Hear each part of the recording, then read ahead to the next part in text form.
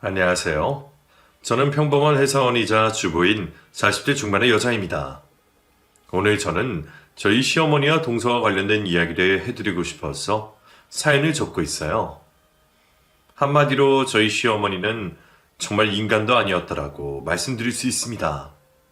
금수만도 못한 사람이었죠. 남편이 위아래로 형제가 둘이 더 있어서 저에게는 형님과 동서가 있습니다. 그 중에서도 시어머니에게 가장 많이 당하고 산 것이 제 동서예요. 그때 동서가 겪은 일을 생각하면 아직도 가슴이 아프고 심장이 두근거립니다. 정말 상상도 못할 끔찍한 일을 겪었거든요. 그래도 전화위복이라고 힘든 일 겪고 행복하게 지내는 모습을 보면 새삼스럽게 다행이라는 생각이 드는 요즘이에요. 당시에는 동서가 그렇게까지 어렵게 지내고 있는 걸 그렇게까지 속속들이 알지 못했었거든요. 나중에 알고 나서 내내 미안한 감정을 지울 수가 없었습니다. 아무튼 거두절미하고 그럼 지금부터 저희 시댁과 동서에 관한 이야기 시작해 보겠습니다. 우선 시댁에 대해 말씀드리려면 제가 남편과 만난 이야기를 빼놓을 수가 없겠네요. 남편과 저는 같은 대학, 같은 과 동기로 만났어요. 나이도 동갑에 동아리도 같은 동아리를 들어서 자연스럽게 친해졌습니다. 남편은 저 성격이 반대였어요. 조금 소심한 남편을 끌어내준 게 바로 저였습니다. 처음에는 친구로 만났지만 남편이 군대를 다녀온 후에 고백을 했어요. 고민을 하다가 저도 남편에게 마음이 가서 본격적으로 연애를 시작하게 됐어요. 그리고 자연스레 함께하는 미래를 그리는 사이가 되었습니다. 저와 연애를 할 당시에 남편은 복학하고 혼자서 기숙사 생활을 하며 외로움을 많이 탔어요. 남편 고향이 충청도 쪽이었고 아버지가 과수원을 운영하신다고 했습니다. 집밥 먹고 싶다. 하긴 살면서 엄마가 해주는 집밥 제대로 먹어본 적도 한 번도 없네. 왜? 어머니가 밥을 안 해주셨어? 난 거의 아빠 손에서 자랐어. 엄마가 내 동생 6살, 나 9살에 집 나가버렸거든. 그리고 아버지 암 걸리고 나서야 돌아오셨지. 그게 나 대학 들어와서 기숙사 생활하고 나서부터니까 뭐. 어머, 그랬구나. 힘들었겠다. 집밥 먹고 싶어? 그럼 우리 집 올래? 우리 엄마 동태찜 진짜 맛있는데? 남편은 어머니 사랑을 받지 못하고 자랐다고 자주 말했습니다. 저희 친정엄마는 전업주부셨기에 남자친구의 당시에 남편을 데리고 저희 집에 가서 집밥을 먹여준 적도 많이 있었어요. 그럴 때마다 남편은 저희 엄마 밥을 먹으면서 어찌나 아이처럼 기뻐하며 맛있게 먹었는지 모릅니다. 그 모습이 예뻐 보여서 저희 친정엄마는 남편을 아주 좋아해 주셨어요. 규호야, 더 먹어. 밥 더 줄까? 어이구, 누가 보면 밥 굶고 다니는 줄 알겠다. 그렇게 맛있니? 아, 네, 어머니. 아, 정말 맛있어요. 제가 먹어본 음식 중에 어머니가 해준 음식이 최고예요. 저희 친정엄마가 요리에 자부심이 있어서 그런 이야기를 들으면 정말 좋아하셨어요. 그리고 저희 엄마도 저도 한편으로는 남편이 참 안쓰러워 보이기도 했습니다. 저는 평범한 가정에서 사랑받고 자랐는데 남편은 어머니와 나눈 정이 거의 없다고 말하고는 했거든요. 엄마는 정말 매정한 사람이야. 우리 세 형제 한 번도 따뜻하게 안아준 적 없어.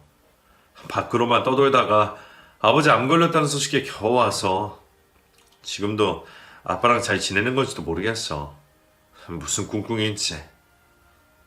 잘 지내실 거야. 아니면 나랑 같이 가볼래? 아니야, 나 혼자 갈게. 너랑 가면 괜히 너같이 귀찮아질 거야. 남편이 그런 걱정을 하면 저는 별다른 위로를 해줄 수가 없었습니다. 시아버지가 돌아가시기 전에 딱 한 번 잠깐 인사를 드리러 병원에 갔는데 그때도 시어머니를 만날 수는 없었어요. 병색이 완연했지만 그 와중에도 눈빛을 반짝이며 저에게 시아버지가 했던 말씀이 기억납니다. 우리 기호랑 결혼할 거지? 잘 살아요. 우리 기호가 착한 애야. 네, 아버님. 제 대답에 환하게 웃으셨던 모습이 떠오르네요. 아무튼 대학 졸업 후에 저는 원하던 회사에 취업을 성공했고 남편도 공기업 회사원이 되었습니다. 그 전에 시아버지 될 분이 몇 년 동안 암으로 고생하시다가 결국 돌아가셔서 장례식장에 가게 되었습니다. 거기에서 약사를 일하고 계신 아주버님과 형님, 그리고 과수원에서 일을 하는 도련님을 만날 수 있었습니다. 다들 인상도 좋고 성격도 온화하니 좋은 분들이었어요. 단 한 명, 시어머니만 빼고요. 말로만 들었던 시어머니는 직접 봐도 철이 없는 사람처럼 보였습니다. 본인 남편이 돌아가셨는데 눈물 한 방울 흘리지도 않고 장례식장 안에서 지인들과 시끄럽게 떠들며 고스톱을 치고 있었거든요. 오광, 낫네. 그렇게 웃는 시어머니를 보며 다른 조문객들은 얼떨떨한 표정을 짓고 있었습니다. 신나게 고스톱을 치는 시어머니를 제외한 장례식장에서 처음 뵌 아주버님도 제 남편도 시어머니와 함께 살고 있는 순박하게 생긴 도련님에 관한 걱정이 많았습니다. 기호는 이제 곧 결혼할 테고 막내 저는 시골에만 살아서 어머니랑 같이 살만해? 힘들진 않아? 아이고 연애는 하냐? 아주버님의 물음에 도련님이 밝게 대답했습니다. 형, 시골에 만날 사람이 어딨어? 없지. 아버지가 물려주시고 간 과선이나 잘 읽어야지. 난 과선 일이 좋아요. 야, 엄마. 그래도 결혼해야지. 형이 좋은 사람 알아봐 줄까? 누가 이 깡촌 시골에 시집을 오겠어. 형, 나 괜찮아. 2년 되면 누구라도 만나겠지. 집신도 짝이 있다잖아. 돌아가신 시아버지께서 과수원에 대한 애착이 남다르셨고 아주버님도 남편도 공부하러 도시로 나가고 도련님 먼저 시골에 남아서 2,000평대의 과수원에서 일을 배웠다고 했어요. 시아버지가 몸이 그렇게 되시고 난 후에는 과수원 규모가 많이 줄어들었다고 했습니다.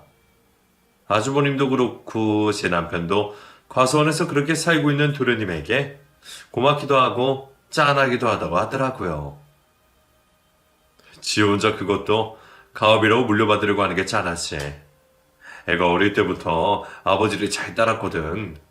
형이랑 나는 도시 나와 살겠다고 그랬고. 도련님은 어릴 때부터 모난 데 없이 수더분한 성격이었다고 했습니다. 아무튼 시아버지 장례식장에서도 고스톱을 치며 깔깔거리고 있는 시어머니의 수발에 드는 건 도련님 뿐이었어요. 아주머니가 남편은 그저 고개를 절레절레 흔들며 한숨만 내쉬었습니다. 두 사람이 얼마나 본인 엄마에게 뿌리 깊은 불신을 가지고 있는지 대충 알겠더라고요. 그렇게 장례식장에서 있는데 처음 뵌 약사를 하시는 형님은 저를 보며 반갑게 인사를 건네주셨습니다. 안녕하세요. 이제 우리 들쥐도련님이랑 결혼할 분이구나. 이야긴 들었어요. 그럼 내 동서가 되는 거네? 반가워요. 앞으로 자주 만나요. 좋은 일로 만난 자리는 아니었지만 남편의 가족들을 처음 보는 슬프고 어색한 자리에서 인자하게 생긴 형님이 그렇게 말씀해 주시니 저도 조금은 안심이 되는 기분이었습니다. 그때부터 이미 시어머니가 그 집안에 유난히 모난 돌이라는 건 어렴풋이 눈치채고 있었네요. 아무튼 시아버지가 돌아가신 후에 저희 남편과 저는 본격적으로 결혼 준비를 시작했어요. 남편은 생활력이 강한 사람이라서 집안의 도움 없이 혼자서 청약 당첨이 돼서 아파트를 마련해 두었더라고요. 시어머니는 상견례도 생략하고 저희끼리 알아서 결혼을 하든 말든 하라고 하셨습니다. 귀찮아. 결혼 둘이 하는 거네 뭐. 난 해줄 것도 없고 알아서 해. 시어머니의 말에 남편은 풀이 죽어 있었어요. 아무리 그래도 상견례 자리는 가져야 하는 거잖아요. 저희 부모님 볼 낯도 없었고요. 걱정을 하던 차에 감사하게도 시어머니 대신해서 아주머니가 형님과 함께 상견례 자리를 가질 수 있었습니다. 형님도 결혼 전부터 시어머니에게 당한 게 있으셨는지 저에게 살짝 시어머니 흉을 보시더라고요. 어머님이 워낙에 자유로운 영혼이세요. 나 결혼할 때도 안 왔어. 우리야 뭐 따로 떨어져 사니까 별 문제될 건 없는데 그냥 알아두라고. 너무 속상해하지 말고. 알았지, 동서? 네, 형님. 저도 규호 씨한테 대충 들어서 알고 있어요. 전 괜찮아요. 그래요. 들으서 잘 살면 됐지 뭐. 그렇게 남편과 저는 결혼식을 올렸습니다. 안 올 줄 알았던 시어머니가 식장에는 오셨더라고요. 그런데 생각지도 못했는데 도련님이 웬 한복을 입은 여자를 데리고 온 모습이 보였습니다. 그것도 우리나라 사람이 아닌 동남아시아 쪽 사람이었어요. 도련님이 데리고 온 동서는 한국에서 2년 동안 살아서 어느 정도 가벼운 소통은 가능했습니다. 피로연 자리에서 이야기를 들어보니 시어머니께서 소개를 해줬다고 하더라고요. 저는 베트남 사람이에요. 한국에서 식당에서 일했어요. 시엄마가 정호 씨 소개해줬어.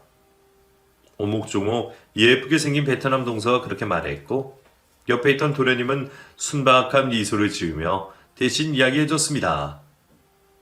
엄마가 차만 아가씨 소개해준다고 데리고 왔는데 이 사람이었어요. 대화 나누기가 마음이 들어서 혼인신고만 하고 우선 같이 살고 있어요. 도련님의 말에 제 남편이 깜짝 놀라 물었습니다. 그럼 진작에 형들한테 얘기를 하지 그랬어. 왜 말 안 했어? 정호야, 아무리 그래도 결혼식은 올려야 될 거 아니야. 아니야. 엄마가 뭘 귀찮게 식까지 올리냐고. 이 사람 베트남 부모님도 다 돌아가시고 동생들밖에 없어서 나중에 하면 되지. 형 먼저 하고 나서 우리도 나중에 하려고 했어. 지금 당장은 이래저래 어렵고. 그리고 옆 테이블에서 술을 마시고 있던 시어머니가 저희 대화를 듣고는 벼랑간 소리를 지르며 말했습니다. 식은 뭔 식을 올려? 귀찮게 원. 그냥 사면 되지. 예, 막내 며느라 가서 술 좀 가져와. 맥주랑 소주. 시어머니는 베트남 동서에게 그렇게 말했고 동서는 어둥대며 시어머니의 심부름을 했습니다. 시어머니는 그런 동서에게 타박을 놓았고요. 애가 굶떠?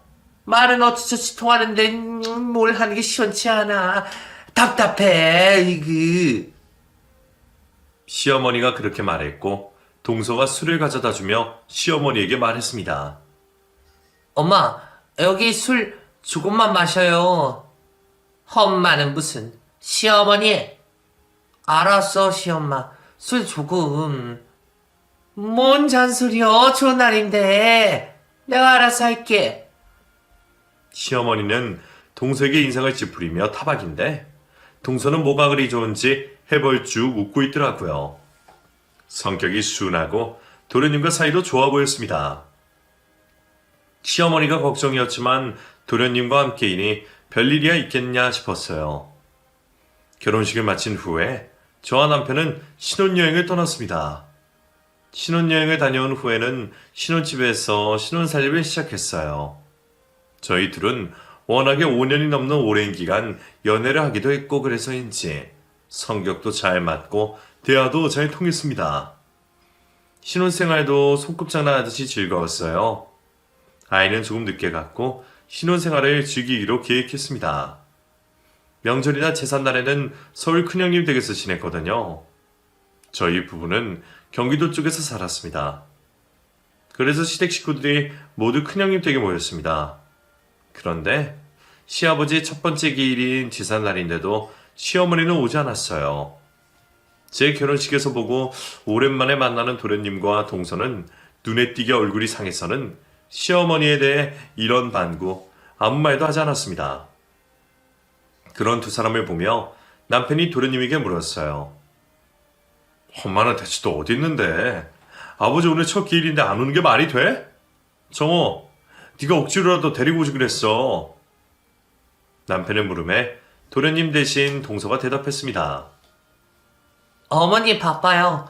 우리도 못 봤어요. 맨날 나가요. 힘들어요. 동서의 말에 당황한 남편이 대답했습니다. 어디 그렇게 나가는 거야? 과수원이라느라 재수 씨가 고생이 많으시죠? 우리 엄마가 성격도 불같고 자기 멋대로 났어. 남편의 말에 동서가 억지로 웃으며 대답했습니다. 나는 정옷이 있어서 괜찮아요. 형님들 저 뭐해요? 나 음식 잘해. 머나먼 타지에서 그래도 가족이 생겼다고 행복해하는 동서를 보면서 안쓰럽다는 생각이 들었습니다. 동서는 매달 번 돈을 베트남에서 공부하고 있는 동생들에게 보내고 있다고 했어요. 어찌 보면 시어머니를 모시고 사는 동서에게 미안하기도 했고, 그래서 더 챙겨주고 싶은 마음이 있었습니다. 형님도 제 마음과 같았는지 제사를 다 치르고 과일을 먹다가 동서에게 본인이 가지고 있는 옷들을 주었습니다. 동서, 이리 와봐. 내가 옷 좀 줄게. 이제 곧 겨울인데 따뜻한 코트나 패딩이 있어? 없지. 이 중에서 마음에 드는 거 골라봐. 베트남 동서는 형님이 보여주는 옷들을 보고 손살을 치며 말했어요. 이렇게 좋은 걸 어떻게 가져요? 못 입어요. 안 돼요. 안 되긴 뭐가 안 돼. 나는 약국에서만 일해서 따뜻한 옷 필요 없어. 가서원에서 일하면 패딩이나 이런 거 필요할 텐데. 내가 있던 거 가져가는 건 좀 그런가? 그럼 백화점 가자. 내가 사줄게. 형님의 말에 저도 동조하며 말했습니다. 그래. 형님들이 예쁘고 따뜻한 옷 사줄게. 형님, 저도 같이 가요. 저의 말에 동서는 얼굴까지 빨개져서 연신 아니라고 감사하다고 하더라고요. 그리고 저와 형님과 동서 셋이서 백화점에 가서 옷을 사주었답니다. 동서 옷만 사려고 했는데 또 그러면 시어머니가 눈치를 줄 것 같아서 시어머니 옷도 사서 보냈어요. 형님들, 고마워요. 정말 고마워요. 고맙긴 뭘, 이 정도 가지고. 그리고 힘들면 바로바로 연락해, 알았지? 혼자서 끙끙 앓지 말고. 형님의 말에 한국말이 서툰 동서가 물었습니다. 끙끙 알아? 혼자서 힘들어하지 말라고. 시어머니가 힘들게 하면 우리한테 연락해, 알았지? 아, 알았어요. 안 힘들어요. 고마워요. 제 남편과 아주버님도 도련님에게 용돈을 줬다고 했습니다. 그렇게 동서와 도련님은 다시 시골로 내려갔어요. 그리고 몇 달이 지난 후에 남편이 저에게 상의할 게 있다고 하더라고요. 무슨 일인데? 그게 과수원에 일이 생겼나 봐. 이번에 태풍 때문에 과일 농사가 다 망했다고 하네. 엄마가 형이랑 나한테 전화해서 5천만 보내달라고 하더라고. 어머, 정말? 큰일이네. 도련님이랑 동서는. 걔들도 힘들겠지. 내 연락을 안 받네. 그래서 형이랑 내가 돈 좀 모아서 보내주려고. 괜찮아? 괜찮고 말고가 어딨어. 힘든데 당연히 보내드려야지. 나도 좀 보탤게. 너까지? 아니야. 왜? 당신이 뭔 돈이 있다고. 같이 하자. 그렇게 저와 남편이 돈 2천, 형님 내가 돈 3천을 해서 총 5천을 시어머니께 보냈습니다. 시골 시댁에 자주 가지도 못했고 사정이 안 됐으니 저희는 십시일반 돈이라도 모아서 보내드린 거였어요. 아무리 그래도 시어머니가 그 돈을 다른 데다 쓸 줄은 꿈에도 몰랐습니다. 남편도 시어머니가 돈 부탁을 한 건 처음이라고 했으니까요. 시간이 흘렀고 다음해 설 명절이 다가왔습니다. 형님이 저에게 연락을 하셔서 시골로 설 명절을 보내러 가자고 말씀하셨어요. 동서, 이번에는 시어머니 댁으로 가서 명절 보내자. 우리는 연휴 첫날 갈 건데, 동서는? 저희도 첫날 가서 자고 다음날 올라올게요. 그래, 그렇게 하자. 어머님한테는 내가 전화할게. 받으실란가 모르겠네. 네, 형님. 알겠어요? 그렇게 명절 연휴가 되어서 저와 남편은 시댁으로 내려갔어요. 남편은 그곳에 대한 기억이 좋지 않은지 별로 가고 싶어 하지 않았지만 하는 수 없었습니다. 나 대학 때 이후로 처음 가는 것 같네. 아버지 병원에 계실 때는 병원에만 갔어. 그렇게 싫었어? 싫었지. 아휴, 말해 뭐해. 그나저나 전화 한번 다시 해봐. 왜 연락이 안 되는 거야? 저희가 명절에 내려가는 건 이미 형님이 시어머니께 말씀을 드렸다고 했는데 당일에는 시어머니고 동서고 도련님이고 연락이 되지 않았어요. 그렇게 시골집으로 갔는데 집안에는 시어머니 혼자서 안주도 없이 소주를 벽나발로 불고 있었습니다. 미리 와 있던 형님과 아주버님이 도착한 저희를 보고는 말했어요. 아, 동서 왔어? 최수 씨 왔어요? 교회 왔냐? 그런 아주버님과 형님에게 저희가 물었습니다.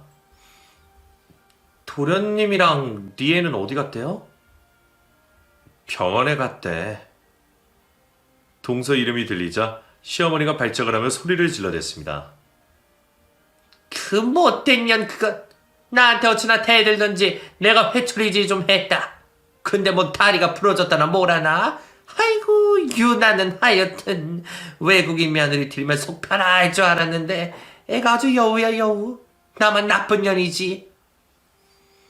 술에 취한 시어머니가 그렇게 말했고 형님과 저는 병원으로 갔어요.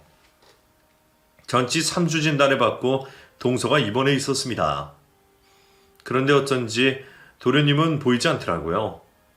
저희를 본 동서가 눈물을 왈칵 쏟아냈어요. 그런 동서를 보며 형님이 물었습니다. 동서, 리엔, 무슨 일이야? 도련님, 정호 씨는 어디 갔어? 일하러 갔어요. 2주 전에 갔어요. 형님, 저 무서워요. 시엄마가 나 죽이려고 해. 동서의 말에 저희 둘은 어리둥절했습니다. 뭐라고? 그게 무슨 말이야? 하지만 동서는 울분에 차서 말을 잇지 못했어요. 그리고는 과수원이 팔렸다는 이야기만 되뇌었습니다. 과수원, 우리 거 아니야. 남의 거야. 정호 씨, 과수원 다시 찾는다고 일하러 갔어. 연락이 안 돼. 핸드폰도 끊겼어요. 나한테 전화했는데 시어머니가 던져서 전화기 고장났어. 무서워. 동서는 그렇게 말을 했고 형님과 저는 이게 무슨 말인가 싶었습니다. 하지만 아무튼 시어머니가 뭔 일을 친 게 분명하다는 건 알 수 있었어요. 동서는 일주일간 입원을 해야 한다고 해서 저희가 병원비를 내주고 하루 동안 옆에 있어주다가 나왔습니다. 그리고 다시 시골집으로 갔는데 시어머니는 없고 남편과 아주버님 둘이서 단촐하게 제사를 지내고 있었어요. 옆에서 제사를 다 지낸 후에 시어머니가 어디에 갔는지 물었더니 두 사람도 모른다고만 대답했습니다. 몰라. 새벽에 어디 갔는지 갑자기 사라져서 연락도 안 돼. 정말 어디로 튈지 모르는 사람이라니까. 아휴, 제수는 어때? 많이 아프대? 발목이 좀 부러지고 갈비뼈에 약간 금이 간 모양이야. 일주일 뒤에 퇴원할 수 있다고 해서 병원비 주고 왔는데 어머니 대체 뭐 하는 분이야? 저희 넷은 걱정이 이만저만이 아니었습니다. 알아보니 과수원이 다른 사람 손에 넘어가게 생겼더라고요. 시어머니가 과수원을 담보로 빚을 낸 모양이었습니다. 과수원이 넘어갈까봐 급하게 돈을 마련하러 도련님이 떠난 거였어요. 저희가 대신 돈을 갚을 수도 없는 노릇이었습니다. 과수원을 담보로 빚을 낸 당사자인 시어머니가 있어야 했거든요. 저희는 친정에도 가지 못하고 연휴 내내 시댁에서 일을 해결하려고 동동거렸지만 할 수 있는 일이 없었습니다. 그리고 동서가 태어나는 것만 도와주고 저희는 다시 일을 하러 올라와야 했어요. 올라오면서 형님과 저는 동서에게 신신당부를 했습니다. 리엔, 우리가 새 전화기 사줬지. 그건 어머니한테 들키지 말고 무슨 일 있으면 바로 우리한테 전화해, 알았지? 네, 형님들 고마워요. 아휴, 우리가 이렇게 가도 되나 모르겠네. 걱정 마세요. 저 괜찮아요. 전화기 다시 생겨서 정호 씨 전화 올 거예요. 그래, 도련님 어디 있는지 궁금하니까 전화하면 우리한테도 연락하고. 알았지? 네, 괜찮아요. 저희 걱정될까봐 괜찮다고만 하는 동서를 두고 돌아오는 발걸음이 무겁기만 했습니다. 남편은 화가 나서 어쩔 줄은 몰라 했어요. 혼자 나가서 살았으면 끝까지 그냥 남으로 지내야지. 아빠가 이혼하겠다고 얼마나 엄마를 찾아다니는 줄 알아? 그냥 집에 나가버렸으니 이혼서류 도장도 못 찍고. 그래놓고서 아빠 죽을 때 되니까 돌아와서 뭐하고 사는 거야 저 여자는. 남편은 본인 엄마에게 원망이 많은 눈치였습니다. 시아버지께서는 성실하게 한눈 팔지 않고 평생 과수원 일을 하며 세 형제를 키웠는데 돌아가신 후에 시어머니가 그 과수원을 담보로 빚을 내고 엉망진창을 만들어 놓을 줄 누가 알았겠어요. 뭐가 도대체 어떻게 돌아가고 있는 건지 저희도 속이 답답했습니다. 아무래도 걱정이 돼서 형님과 저는 시간 날 때마다 시댁에 지내고 있는 동서에게 연락을 해보기로 했어요. 다행히 동서는 퇴원을 하고 집에서 회복하고 있다고 하더라고요. 아휴, 어머니는 연락 왔어? 네, 지금 집에 있어요. 괜찮아요. 그래? 괜찮아? 안 괴롭혀? 안 괴롭혀요. 밥도 해줬어요. 웬일이래? 도련님은? 연락 왔어요. 한 달 있다가 온다고 했어요. 일한다고 했어요? 전화기는 없대요. 또 전화한대요. 그래? 아휴, 동서 고생이 많아. 내가 조만간 그쪽으로 출장한 것 같거든? 그때 들릴게. 그때 보자. 네, 형님 잘 지내세요? 다음에 봐요. 그래, 동서도 잘 지내고 있어. 곧 만나자. 동서의 밝은 목소리를 들으니 그래도 마음이 놓이더라고요. 시어머니가 밥도 해주고 잘해준다고 하니까 의심은 됐지만 그런 줄 알았습니다. 그리고 저는 출장을 가기 일주일 전에 형님에게 연락을 했어요. 형님, 리엔 잘 지낸다던데 소식 들으셨죠? 그래, 그렇다고는 하는데 영 불안해서 원. 제가 다음 주에 그쪽으로 출장 갈 일이 있거든요? 둘러보려고요. 그래? 그럼 나도 그때 맞춰서 휴가 내서 갈게. 정말요? 무리해서 안 그러셔도 되는데. 너무 걱정돼서 그래. 과수원은 어떻게 되고 있는 건지, 리에는 정말 잘 지내는 건지 눈으로 확인해봐야겠어. 형님이 그렇게 말씀하셨습니다. 그래서 저는 그날 형님과 시댁에서 만나기로 했어요. 제가 시댁에 가기로 한 날이 금요일이었습니다. 그래서 남편에게 말했더니 남편도 그날 저녁 일이 일찍 끝나면 오겠다고 했어요. 나도 일찍 끝나면 그날 저녁에 갈게. 무리하지 말고 다음날 와. 토요일이잖아. 그래. 이렇게까지 안 해도 되는데. 우리 와이프 신경 써줘서 고마워. 뭘? 내가 동서 리엔한테 정도 가고 걱정돼서 그렇지. 그렇게 일주일이 흐르고 저는 출장을 가기 위해서 시댁 동네 근처로 갔습니다. 한창 일을 보고 마무리를 하고 있는 찰나에 시어머니에게서 전화가 왔습니다. 평소에 전화통화도 잘 되지 않고 저에게 연락도 안 하던 분이 웬일인가 싶어서 전화를 받았어요. 그런데 혀가 꼬부라진 소리로 말하더라고요. 여보세요? 어머니? 야, 너 둘째냐? 네, 무슨 일이세요? 여기 불났어. 내가 불냈어. 너 어디냐? 너 온다고 했다며. 리엔이 그랬는데. 올 거야? 네? 어머니 불이요? 불이 났다고요? 시어머니와 통화를 하는데 수화기 너머로 형님의 다급한 목소리가 들렸습니다. 이게 무슨 일이야? 리엔, 괜찮아? 야! 형님의 목소리를 듣고 저는 시어머니에게 대체 무슨 일이냐고 물었어요. 그런데 그냥 전화를 끊어버리더라고요. 다시 전화를 해도 받지 않았습니다. 저는 일을 하던 중에 양해를 구하고 급하게 시댁으로 달려갔어요. 그런데 시댁 주방에서 연기가 폴폴 나고 있었고 마당에 동서가 쓰러져 있었습니다.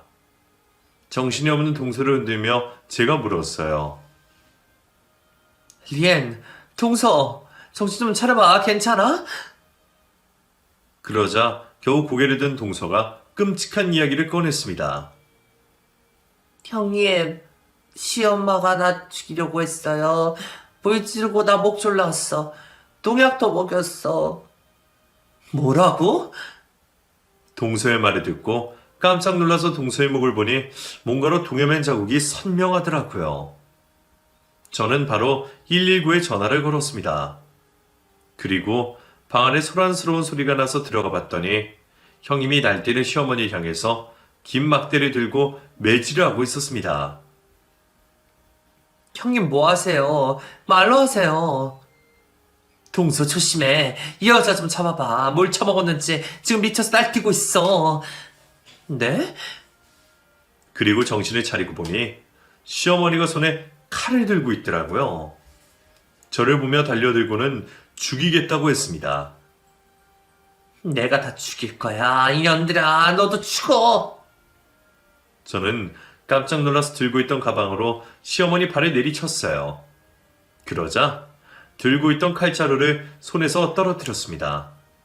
저는 그 칼을 멀리 집어던지고 날뛰는 시어머니를 형님과 함께 잡으려고 애를 썼어요. 그런데 어찌나 힘이 좋은지 붙잡기가 힘들더라고요. 시어머니 손에서는 석유 냄새가 났습니다. 니엔 전현, 내가 죽이려고 했는데 사망봉부터 다 드러났는데 인연들이 왜 나타났어? 시어머니는 서서히 퍼런 눈으로 그렇게 외쳐댔어요. 그러자 쓰러져 있던 동서가 온 힘을 다해서 시어머니에게 달려오더니 주먹을 날렸습니다. 엄마가 나 죽이려고 했잖아. 동서의 주먹질에 시어머니가 갑자기 정신을 차리고는 난리를 피웠어요. 정말 살기가 느껴졌습니다. 그런 시모를 말리려고 형님과 저는 본의 아니게 시모에게 손찌검을 했습니다. 그러던 찰나에 다행히 119 구급대원이 도착했고 경찰도 함께 도착했어요. 저희는 날뛰는 시어머니를 경찰에 넘겼습니다. 이 사람이 여기 불내고 저희 동서를 죽이려고 했어요. 얼른 긴급 체포하세요. 여기다 증인 있습니다. 이거 보세요. 이 여자 손에 석유 묻은 거 보이시죠? 형님이 그렇게 소리쳤습니다. 그러자 상황 파악을 마친 경찰이 그때까지 난동을 부리는 시어머니를 체포했어요. 그제서야 온몸에 기운이 쫙 풀려서 저도 형님도 동시에 바닥에 주저앉았습니다.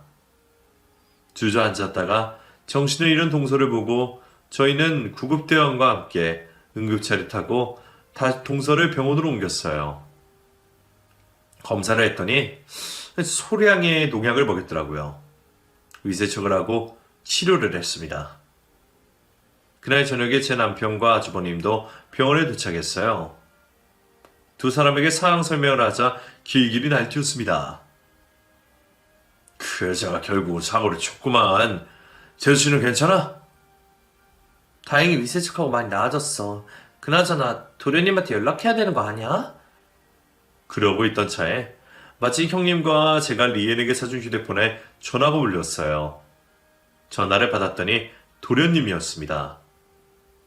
형수님, 이게 무슨 일이에요? 저 지금 집에 왔는데 연기나고 어수선한 게 도둑이라도 들었나 봐요.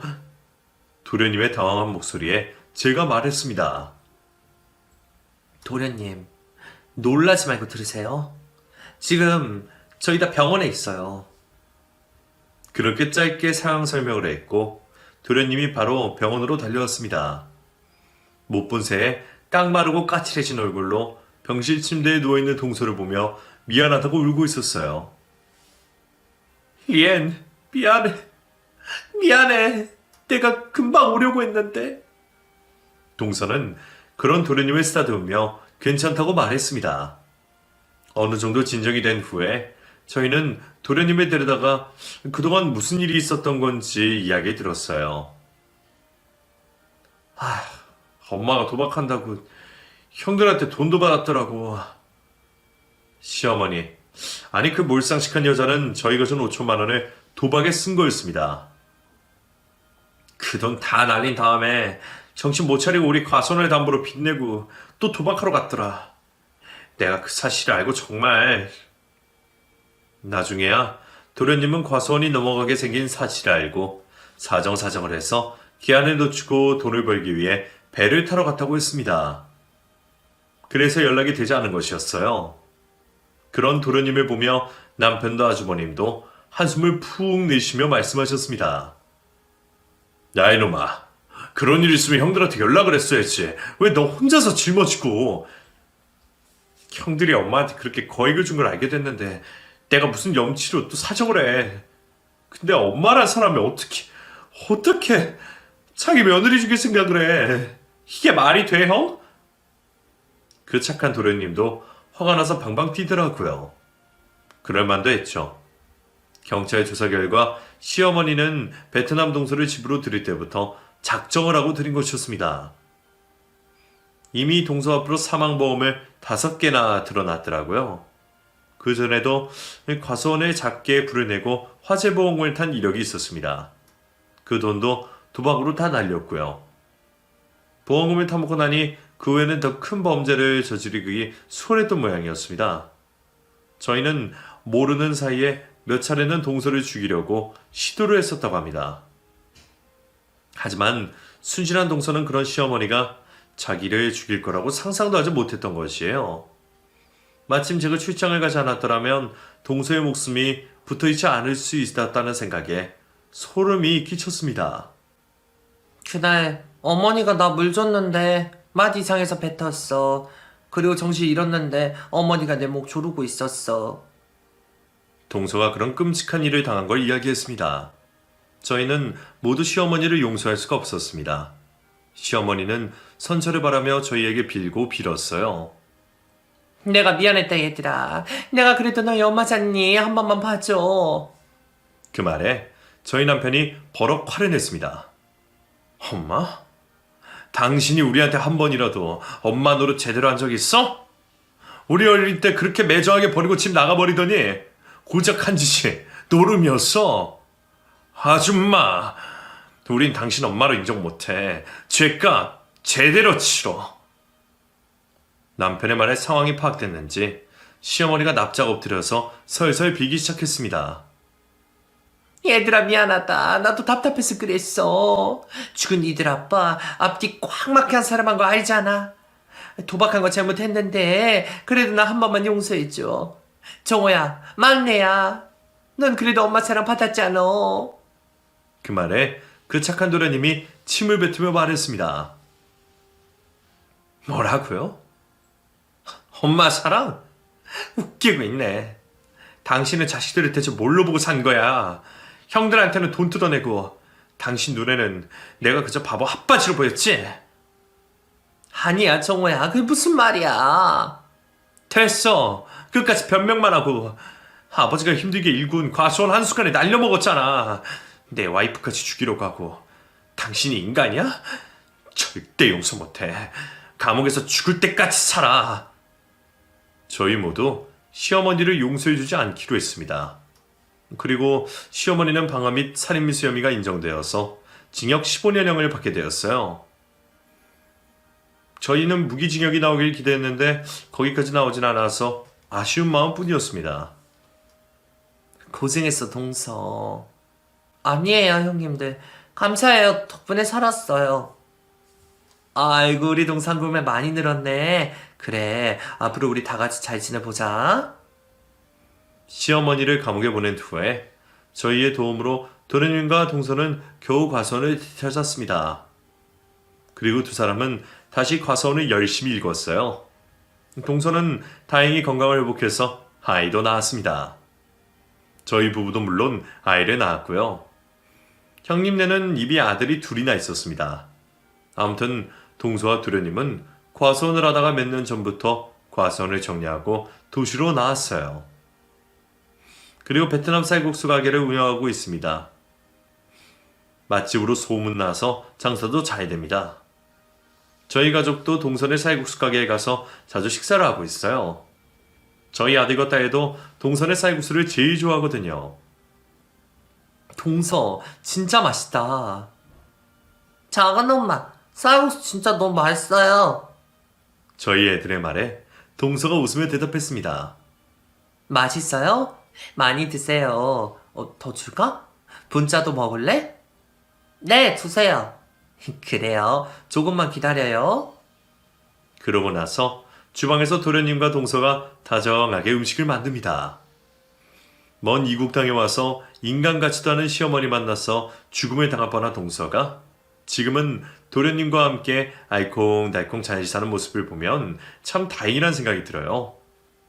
형님네, 저희, 그리고 동서네는 그 사건 이후로 더 끈끈해져서 서로 안부도 자주 묻고 주기적으로 만나면서 잘 지내고 있습니다.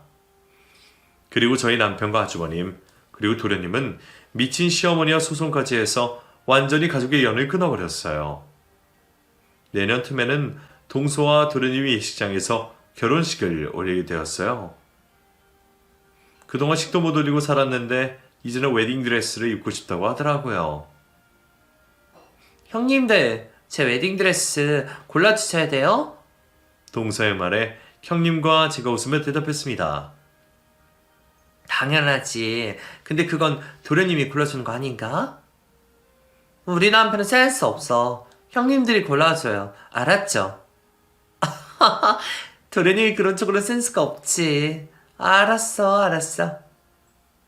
내년 5월에 신부가 될 동서가 얼마나 예쁠지 기대가 되네요. 요즘도 가끔 감옥에서 시어머니로부터 아주 구구절절한 편지가 옵니다. 저희 집은 이사를 했는데 형님네는 아직 예전부터 운영하시던 약국을 운영 중이거든요. 그 주소를 알아서 거기로 편지를 보냈더라고요. 동서, 편지 또 왔어. 안 봐도 뻔하네요. 또 영치금 넣으래요? 내용은 안 봐도 뻔했습니다. 항상 영치금을 보내달라, 힘들다, 자기 잘못했고 나와서 열심히 갚으면서 살겠다, 그런 내용입니다. 하지만 저희들은 한 번도 시어머니 면회도 간 적이 없고 영치금을 보낸 적도 없어요. 아마 감옥에서 지독하게 외롭고 힘들게 생활 중일 겁니다. 감옥에서 나온다 한들 상황은 마찬가지일 거예요. 나와서도 오갈 곳이 없겠죠. 그러거나 말거나 저희는 신경 딱 끊고 살기로 했습니다. 형님도 시어머니, 아니, 그 범죄자가 약국 주소를 알고 있는 것이 끔찍하다면서 약국을 이사할 준비 중에 있어요. 제가 새로 맞은 가족인 시댁에 참 바람잘 날이 없었는데 지금은 다들 각자의 자리에서 행복하게 지내는 모습을 보면 정말 다행이라는 생각이에요. 앞으로도 저희는 우애 좋게 잘 지내도록 하겠습니다. 여기까지 제 사연 끝까지 들어주셔서 감사해요. 여러분, 추운 겨울철 건강 조심하시고요. 곧 2023년이 되는데 새해 복도 많이 받으시길 바라겠습니다. 행복하세요.